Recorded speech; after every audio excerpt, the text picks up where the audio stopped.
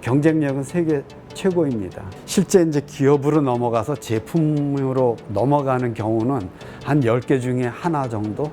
제가 선택했던 그 선택이 잘했던 거구나 이런 생각이 들고 있습니다. 평생 그냥 같이 옆에 있었던 친구 같은 게 플라즈마였습니다.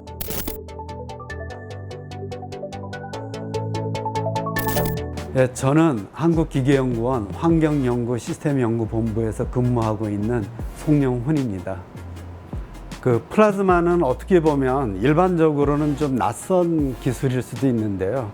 그 하늘에 떠 있는 태양도 플라즈마고, 천둥 번개도 이제 플라즈마고, 또 오로라도 이제 플라즈마입니다.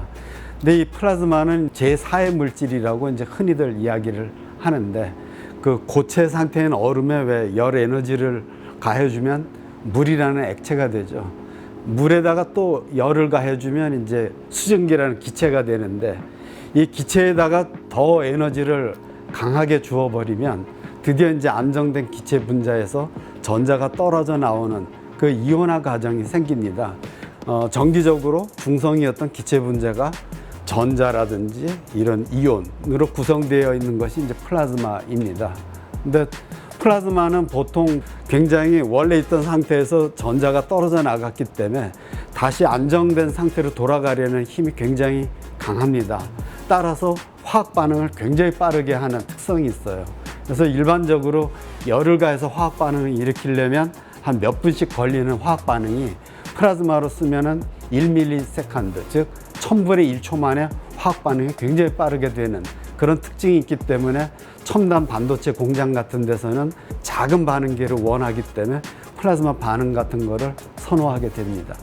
저희 연구실에서 이제 하고 있는 플라즈마 기술은 1차 미세먼지 매연이라든지 질소산화물과 같은 2차 미세먼지도 동시에 다 저감하는 연구를 하고 있습니다. 저희 연구실이 산업체에서 이제 유망하게 된 가장 큰 이유는 산업 현장에서 그 절실하게 요구되는 그런 필요로 하는 신기술을 적기에 산업계에다가 공급을 할 수 있었기 때문입니다. 그 반도체 공장 같은 경우는 많은 유해가스가 규제가 되고 있는데요. 그거를 처리할 수 있는 플라즈마 반응기를 저희가 개발을 해서 현재 약 1000대까지 그 공급을 해서 산업계에서 쓰고 있는 그런 성과를 냈고요. 그 다음에 그 군부대라든지 또는 그 특수한 산업 현장에서는 그 매연을 저감하는 기술이 굉장히 필요로 했는데 저희가 그것을 해결할 수 있는 기술을 공급을 해서 많은 도움을 줬었습니다. 디젤 차에는 이미 많은 촉매 장치들이 장착이 되어 있습니다. 배기 오염 물질을 저감하려고. 근데 문제는 이제 그 디젤 차들이 배기가스 온도가 높지 않아서 이 촉매들이 작동이 잘 안 돼요. 그래서 이제 그 20년 전부터 외국 회사들도 거기에 이제 전기 히터를 넣거나 또는 이제 버너를 넣는 연구들을 많이 했습니다. 근데 그런 것들이 죄다 그 가격 문제라든지 내구성 문제로 실제 잘 적용이 안 됐었습니다. 근데 저희는 전기 에너지의 장점과 화학 에너지의 장점이 갖고 있는 그 플라즈마 버너를 개발을 해서 실제 자동차에 적용을 했고요.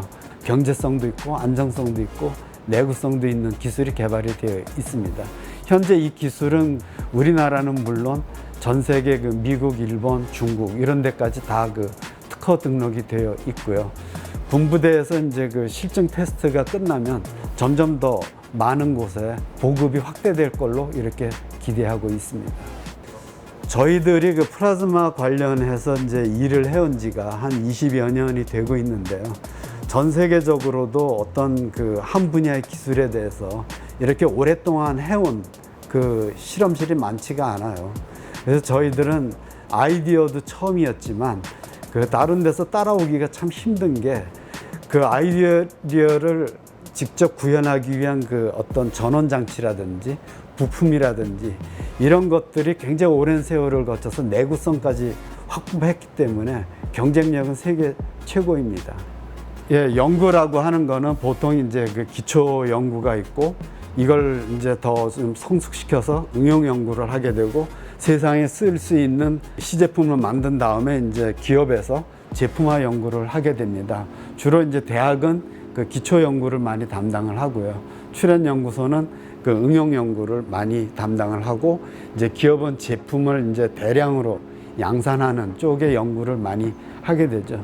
뭐 비유를 들자면 요즘 이제 그 코로나 백신 같은 거, 그거에 대한 아이디어를 이제 그 최초로 대학 같은 데서 이제 만들어낸다 그러면 그것이 실제 우리 몸에 쓰일 수 있는지, 또 치유율은 높은지, 그런 임상시험이 필요한데 그런 걸 하는 데가 이제 어떻게 보면 연구소라고 볼 수 있겠습니다. 보통 그 응용 연구 단계가 끝나고 나면 이제 시제품이 이제 나오게 됩니다. 한 10개쯤의 시제품이 있다고 그러면 실제 이제 기업으로 넘어가서 제품으로 넘어가는 경우는 한 10개 중에 하나 정도? 마치 그 공격수가 슛을 한 10번 때리면 한 번 정도 그 골이 되는 것처럼, 그만큼 시장의 그 변동성도 있고 또 유행이라는 것도 변하기 때문에 우리가 기술 개발을 해서 성공적으로 시제품이 나왔다 하더라도 시장의 반응을 또 한 번 또 기다려야 됩니다. 근데 그 기다리는 기간이라는 것이 마치 그 사막을 지나가는 듯한 어려움이 있습니다. 왜냐하면 응용 개발까지는 이제 정부에서 연구비 개발을 지원을 합니다. 근데 추가로 이제 더 제품으로 가려면 기업이 본격적인 투자를 해야 되는데, 우리는 이제 그 기업의 어떤 그런 투자를 기다리는 수밖에 없는 거죠. 그 시기는 어떻게 보면 정부의 연구비도 없고 기업으로부터의 투자도 없는 그런 굉장히 어려운 시기가 어쩔 수 없이 지나게 됩니다. 네, 보통 이제 그 기초 연구가 마치면 이제 논문이나 특허를 이제 내놔서 이제 자기 성과를 세상에 밝히게 되고요. 제품이 이제 완성이 되면 이제 물건은 많이 팔리니까 일반인들한테는 이제 논문이나 제품을 개발하는 것은 비교적 익숙하죠. 그렇지만 그 중간에 있는 특히 이제 출연연구소의 역할은 기초적인 아이디어가 세상에 쓰이는 기술이 맞는지 또는 안전한지에 대해서 검증하는 역할을 많이 합니다. 그 실용화 단계는 굉장히 중요합니다. 그 에디슨이 그 백열전등을 만들었다라고 얘기하고 있는데, 사실은 그 유럽에 있는 과학자들은 에디슨이 백열전등을 만들기 70년이나 전에 이미 벌써 아이디어가 있었고 시제품도 만들었었어요. 근데 이제 실제 그거는 몇 분밖에 킬 수도 없었고 필라멘트는 백금으로 만들어져 갖고 너무나도 비쌌습니다.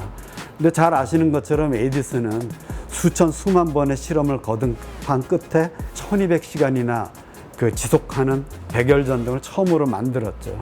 그만큼 현실에 맞는 실제 쓸 수 있는 기술을 만든다는 것은 매우 중요한 단계입니다. 그런 어려운 단계를 출연연구소가 하고 있다라고 보시면 됩니다. 네, 저희도 기술 개발은 해놓고 그 다음에 이제 기업이 실제로 대규모로 투자할 때까지 5년, 어떤 때는 10년씩 기다리는 경우가 흔히 있습니다. 그 최근에 이제 그 인천에 있는 복합 화력 발전소에 플라즈마 버너를 이제 그 장착을 해서 그 질소 산화물을 저감시키는 그런 연구가 이제 실용화 직전까지 오게 됐는데요. 사실 그 기술은 거의 뭐 한 7, 8년 전에 실제 개발된 기술입니다. 근데 그때 당시에는 미세먼지 이슈가 강하지 않았기 때문에 아무도 그 기술을 실제 그 투자를 해서 써야지 하는 생각이 없었습니다.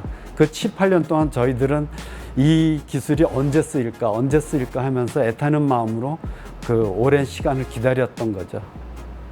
등산처럼 힘든 것도 등산하시는 분들 얘기 들어보면 빨리 가고 싶으면 혼자 가지만 멀리 가고 싶으면 여럿이서 가라고 그랬잖아요. 그게 굉장히 중요한 철칙입니다. 네. 저는 원래 로켓 추진 연소 쪽을 공부를 했습니다. 그때 당시 이제 연구를 많이 했던 게 이제 가스터빈 연소라든지 자동차 엔진 연소, 그다음에 로켓 추진 연소 이런 것도 많이 주변에서 시작을 했는데, 제 생각에는 그런 그 기술들보다는 앞으로 그 환경 문제가 심각해질 거다라고 예상을 해서 좀 더 많은 사람들한테 도움이 되는 환경 문제를 해결하는 그런 쪽의 기술을 제가 이제 공부를 하게 됐죠. 연구도 하게 됐고. 그리고 지금에 와서 이제 미세먼지 문제 같은 게 심각하게 대두가 되다 보니까 한 20, 30년 전에 제가 선택했던 그 선택이 잘했던 거구나 이런 생각이 들고 있습니다. 올해는 다행히 뭐 미세먼지 문제가 좀 심각하지는 않는데요. 예년 같은 경우에 이제 그 고농도 미세먼지가 이제 몰려오고 그러면 굉장히 어려웠지 않습니까? 그리고 현재도 이렇게 그 연중 미세먼지 농도를 측정해 보면 유럽이나 일본보다는 아직도 2배나 높습니다. 그리고 코로나로 인한 사망자보다 미세먼지로 인해서 우리가 피해를 입는다든지 사망하는 숫자가 월등히 많고요. 그래서 앞으로도 그 미세먼지 문제를 계속 좀 해결을 하는데 저희 연구는 계속 될 겁니다. 특히나 도로를 다니는 자동차는 워낙 이제 규제가 강하기 때문에 많이 저감 장치가 장착이 되어 있습니다. 그런데 서해안에 다니는 배들, 그 다음에 건설 현장에 쓰이는 그런 비도로 오염원들, 이런 데는 아직 아무런 것도 장착되지 않은 채 그 미세먼지라든지 미세먼지 원인 물질들이 쏟아져 나오고 있습니다. 그래서 그런 거에 대해서 심각하다라고 다들 보고는 있는데 마땅한 기술이 현재 없습니다. 그래서 저희 플라즈마실에서는 그 문제를 해결하려고 상당히 노력을 하고 앞으로 반드시 꼭 해결할 겁니다.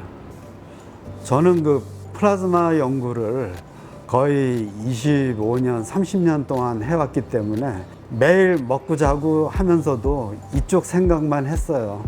그리고 잘 아시는 것처럼 제가 그 이 일을 시작하기 한 20, 30년 전에는 이쪽 관련된 산업조차도 없었습니다. 그래서 그 어떻게 보면 평생 그냥 같이 옆에 있었던 친구 같은 게 플라즈마였습니다.